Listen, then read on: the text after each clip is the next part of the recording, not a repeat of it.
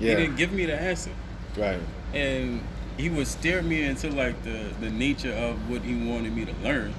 Right. He was like, okay, what about? He would ask me a question that could guide me, but he never was holding my hand.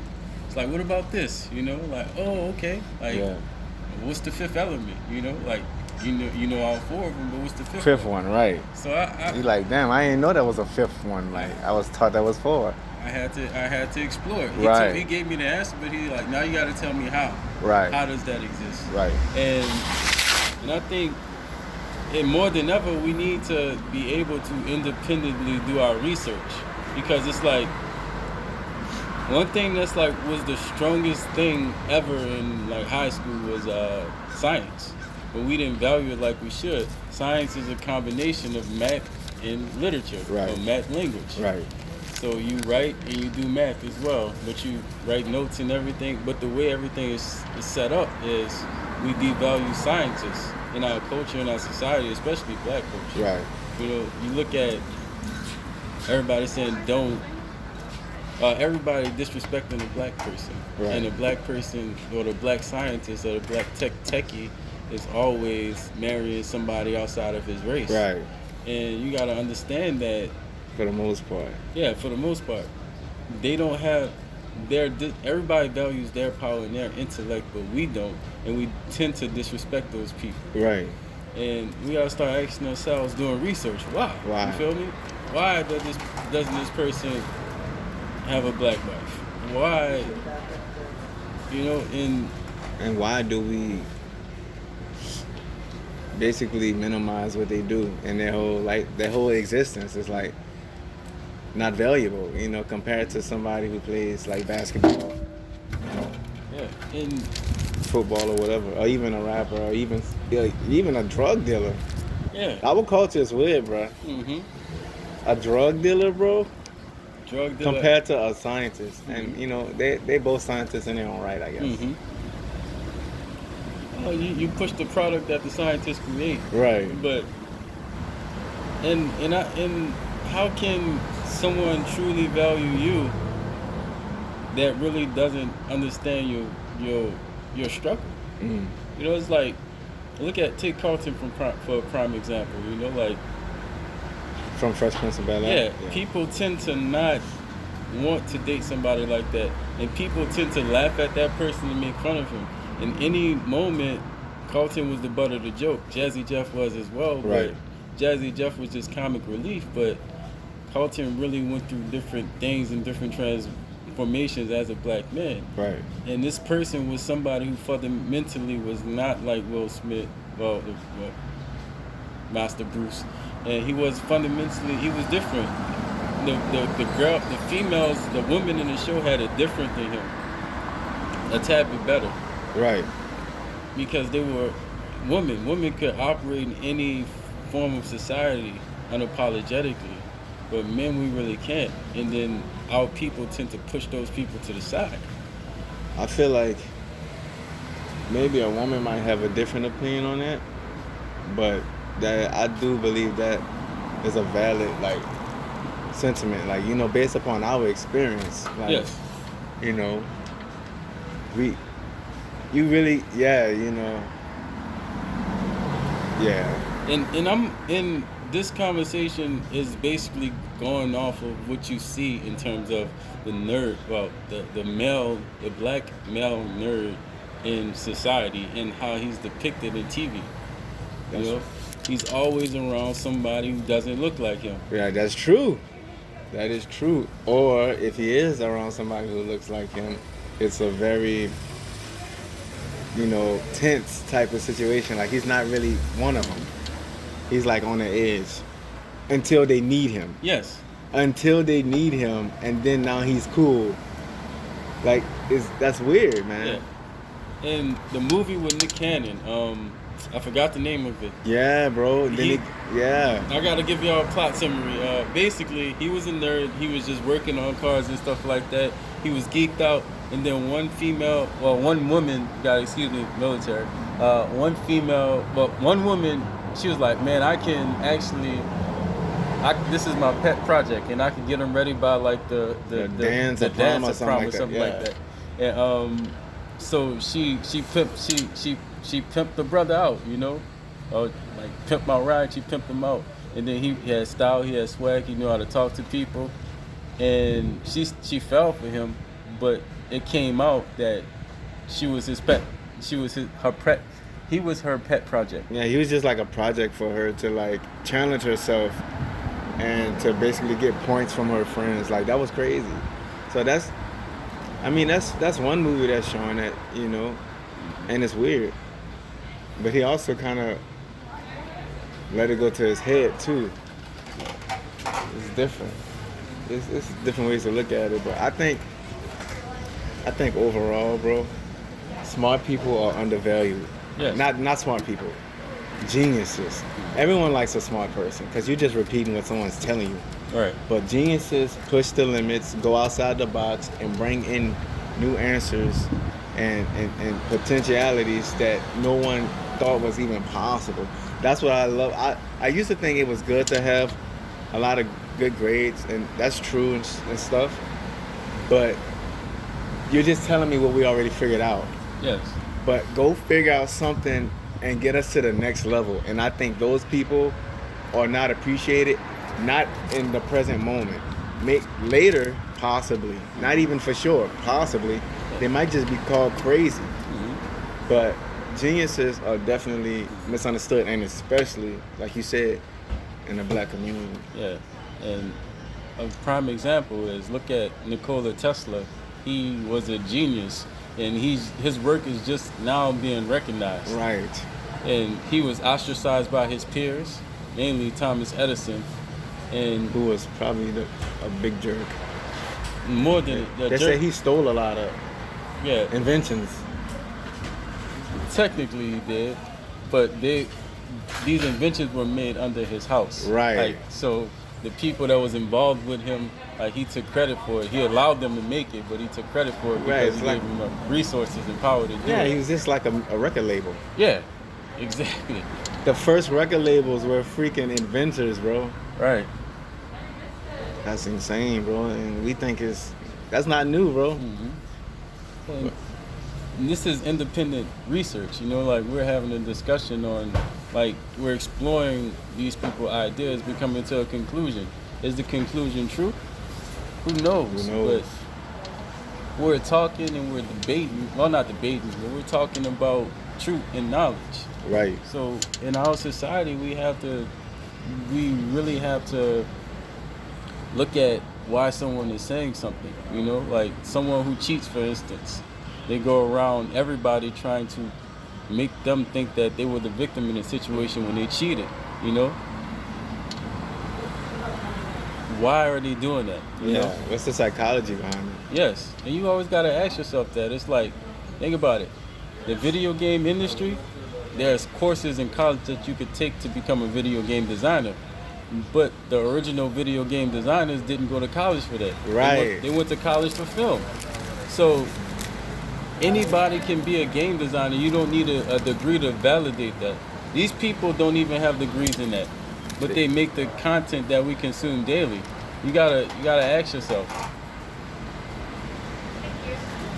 who validates the artist, or who validates the creation? You need validation from an Ivy League college, but what if you had all psychologists and clinicians that you talk to about psychology, and you sat in some of their meetings? Right. You just haven't been validated, but you have the same knowledge, same capabilities. You need to be. You just don't have permission. Yes. And you don't need it. Exactly. Right? That's like it. Like someone saying, "Okay, you're good," and we're like, "I know I'm good." That should be. I think that's the way we need to operate, man. We, you know, going back to the beginning, like with your mentor, you know, just giving you the questions. We value answers way too much. Yes. That's the problem, you know. We value the known way too much. Yes. Like, you know, when can we have a conversation with only questions? Right? We should try that, man. We should do that one day and post that. Like, would y'all like that? Would y'all like for us to have a conversation of only questions and see how much information is actually transferred and properly received? You know, I believe that'll bring out a lot of answers, period. You know, but we value questions way too much, and therefore we value people who are trainable and easily possibly manipulated more than we should. You know what I'm saying? Yes, and like, look at this. Take Kanye West for example. If this is somebody that has a mental illness, right? And since he has a mental illness, everybody is making fun of this man on TV. I believe Wendy Williams and a few other news reporters are making fun of him and talking bad about him. But this is someone with a mental illness. So why would you attack someone with a mental illness? So we might have to go to the source. Let's dissect what he's saying. And let's see what he's saying. Let's pay attention to every bit and every piece. But why would you attack someone you know who has a mental illness? You can hold somebody accountable, but at the same time, like, you make the mental illness worse when you start attacking that person. That is not healthy for you or the individual involved. So it is all about just paying attention, like dissecting it, looking at it from a different perspective. Yeah, and like I feel like even if Kanye, let's say he wasn't mentally ill, right? Yes. We tend to make geniuses or people who are advanced mentally ill. Like, we say, oh, he's crazy, or just because maybe we're not on the same level, maybe we're not in the same ballpark, we don't have that perspective. We can't fathom whatever's going on. Yeah, you got money. You know, they just, we put them in that category of mentally ill because we don't identify. Yes. And that's not right. Look at this, right? You can't, homosexuality used to be considered a mental illness just because people couldn't even fathom what. And turns out a lot of people are actually homosexual. And they had to hide it back then, but now it's easier for them to come out, right? Mm-hmm.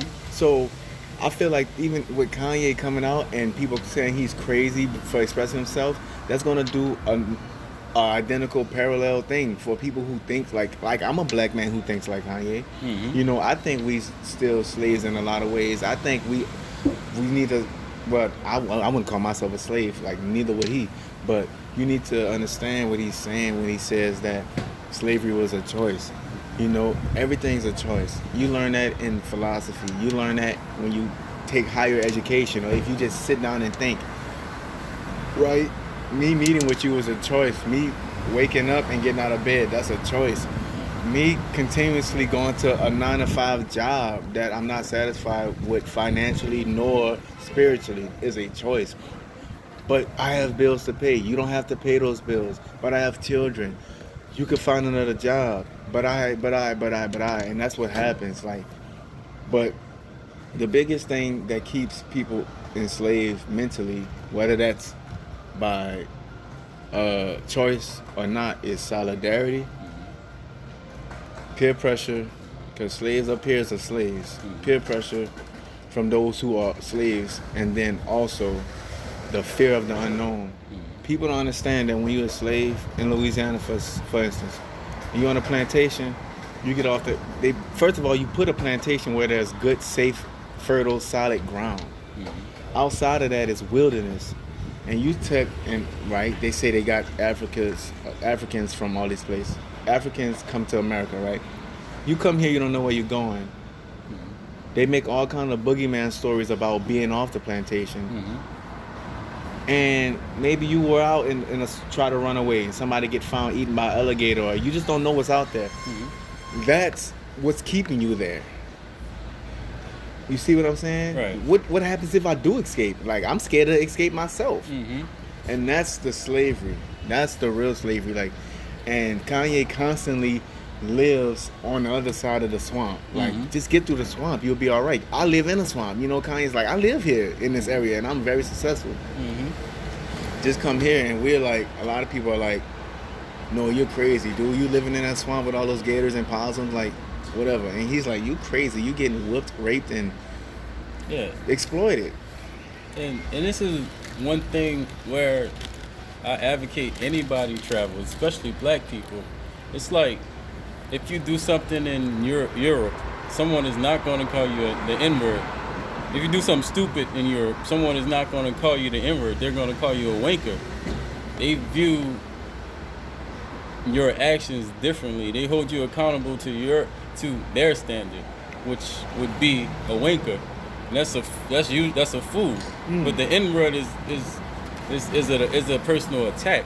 So just think about that. Just traveling and getting out there more broadens your horizon, and you understand that it's not us versus each other. It's like we're in this together, you know, and you see that, like, traveling all across. I travel a lot through the South. Go to a different country and see how people operate, you know. They'll treat you based off of your merits. You can't believe what other people tell you based off of their experiences or based off of reading it from a teleprompter. You have to read from your own teleprompter. You know, you have to write the story and then read it, you know? And that's why, like, some people might have gripes on it. Some people go to the military and then they're able to explore the world, you know, and they're able to see truth from a different lens. We always attack people or defend ourselves based off of what we know. But when you experience more, you know more. So you move from a one-dimensional perspective to a 3 or even 4-dimensional perspective in terms of your conversations and your ability to problem solve. And I want to know what you guys think about Kanye's mental breakdowns every now and then, right? And I say mental breakdowns with air quotes because honestly we really don't know. This would not be the first time that social media and just the media in general made up reports and put stuff out there and shape stories the way they want you to see it. Also, even if it is a mental breakdown, how do you view it, you know? What's your stance on it, right? It seems like every time he wants to say something that's not what everybody wants to hear, or but that may not benefit a certain demographic, boom, he's crazy. We gotta stop that, man. That's gotta be done. We really gotta stop that.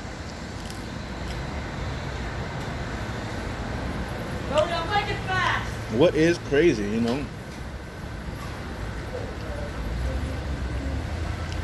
We all have a different perspective from everybody else.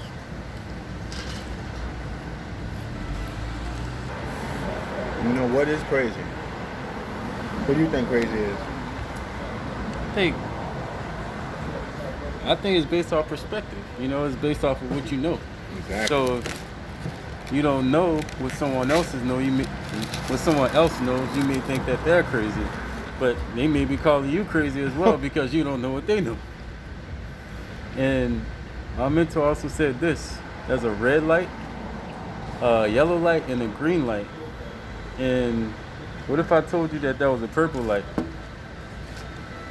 You can't fathom that because you're used to the system of these three colors, you know. But you will reject that, you know. And in this society of what we live in, we're only taught that there's only these colors. But if someone that represents the person who experienced the other colors trying to tell you that, and your brain cannot fathom that, you know. And not just the colors. Like when you just asked me that, right? Mm-hmm. Like you said, what if I told you that was a purple light? Automatically, you just exposed me to so much. Like I'm questioning Okay, one, is that even true? Mm-hmm. Two, if it is true, what is that commanding us to do? Like, and if it's commanding you to do certain things, what vehicles can accomplish that? Like, I'm in a whole nother realm now. Like, purple lights, like, do the cars go up? Do they fly? Like, or do they just drive extra fast? Or Right. I don't know. The questions, man. And like back to the questions, like you have to ask yourself these questions, like, and you know, in situations where like someone may lie to you about your parent, you know, before you attack them, you ever ask yourself why, you know? And it's more complex than what it actually is, but you have to see past that anger and slow it down for a second and try to get a better understanding. Yep. And learn from it and see why, you know? It happened to a lot of people. People say, hey, why can't I see my grandpa, you know? Why can't I see my uncle, you know?